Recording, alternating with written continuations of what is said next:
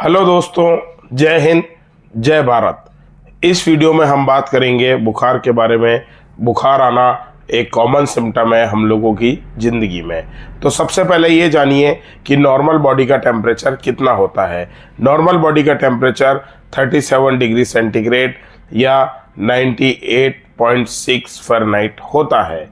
Body की सारी प्रक्रियाएं, मेटाबॉलिक एक्टिविटी इसी पे ऑप्टिमली काम करती हैं। अब यदि बॉडी का टेम्परेचर 100.4 फ़ारेनहाइट से ज़्यादा है तो इसको हम बुखार की कैटेगरी में मानेंगे। 102 फ़ारेनहाइट से ऊपर हाई डिग्री टेम्परेचर और 104 फ़ारेनहाइट से ऊपर हाइपर पायरेक्सिया कहलाता है। टेम्परेचर एक रिलेटिव फाइंडिंग होती है। रिलेटिव फाइंडिंग का मतलब ये हुआ, यदि आपके हाथ ठंडे हैं और आप किसी नॉर्मल बॉडी टेम्परेचर को टच करेंगे तो आपको ऐसा लगेगा कि उसको फीवर है। ऐसा नहीं है, क्योंकि आपके हाथ ठंडे हैं इसलिए सामने वाले की बॉडी आपको ज़्यादा गर्म लग रही है। फीवर आने के क्या क्या कारण होते हैं? मोस्ट कॉमन कारण होता है यदि छोटे बच्चे को या न्यूबॉर्न बेबी को ज़्यादा कपड़े पहना दिए जाते हैं, ज़रूरत से ज़्यादा ओवरलैपिंग कर दी जाती है तो उसकी बॉडी हीट करने लगती है। इससे ऐसा लगता है कि बच्चे को फीवर है। दूसरा मोस्ट कॉमन कारण इम्यूनोलॉजिकल होता है, जो हम आम जिंदगी में देखते हैं। छोटे बच्चे को वैक्सीनेशन कराया, इम्यूनाइजेशन कराया, इम्यूनाइजेशन के बाद इम्यूनोलॉजिकल रिएक्शन इनिशिएट हुई जिससे बच्चे को फीवर आ गया। इसके बाद हम जानते हैं इन्फेक्शन एक मोस्ट कॉमन कारण है। इन्फेक्शन बॉडी में कहीं भी हो सकता है, इंटेस्टाइन में, यूरिनरी ट्रैक्ट में, किसी भी बॉडी पार्ट में इन्फेक्शन होगा तो फीवर आएगा। आपको ये जान के हैरानी होगी कि कई मेडिसिन्स ऐसी होती हैं जो कि फीवर कर देती हैं बॉडी में, बॉडी का टेम्परेचर बढ़ा देती हैं। इसे हम ड्रग इंड्यूस फीवर कहते हैं। कई केसेस में कोई कारण नज़र नहीं आता तो इसे हम इडियोपैथिक कैटेगरी में डालते हैं। इसके बाद मोस्ट रेयर और मोस्ट सीरियस कॉज, जिसको हम कैंसर कहते हैं, उसके भी शुरुआती सिम्टम फीवर ही होते हैं।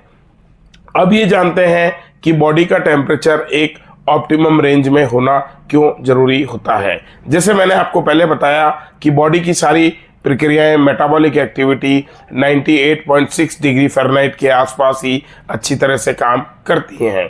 यदि बॉडी का टेम्परेचर ज़्यादा होगा तो बॉडी का मेटाबॉलिज्म डिस्टर्ब हो जाएगा। बॉडी की एंजाइमेटिक एक्टिविटी सेलुलर लेवल पे डिस्टर्ब हो जाएगी। कई जगह एंजाइमेटिक डिग्रेडेशन भी शुरू हो जाता है। इसके साथ ही फीवर आने पे हेडेक होना, ठंड लगना, घबराहट होना, जी घबराना, इसके साथ ही जॉइंट पेन होना, मसल पेन होना और बेहोशी जैसी हालत। यदि बहुत हाई ग्रेड फीवर है तो बेहोशी जैसी हालत भी हो जाती है।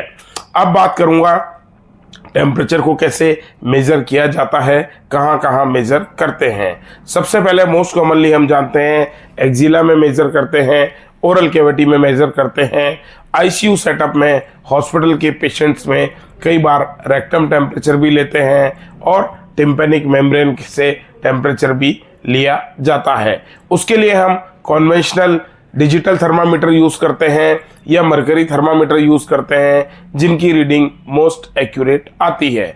आजकल इंफ्रारेड थर्मामीटर का भी यूज़ होता है, लेकिन उसमें एरर के चांसेस ज़्यादा होते हैं। Infrared non contact thermometer. अब फीवर को ट्रीट करना यानी कि उतारना कैसे है, तो सबसे पहले बात करिए फार्माकोलॉजिकल मेजर यानी कि दवाइयों के माध्यम से। दवाइयाँ वेल नोन है, जैसे कालपोल, पैरासीटामोल हम सबके घर में रखी होती हैं, उससे फीवर उतरता है। एनसेड ग्रुप की मेडिसिन्स, जिनको हम पेन किलर कहते हैं, non steroid anti inflammatory drugs, इनसे भी फीवर उतर जाता है। पैरासीटामोल की सपोजिटरी भी आती है जो कि लेटरिन के रास्ते के माध्यम से दी जाती है। पैरासीटामोल का इंजेक्शन भी आता है।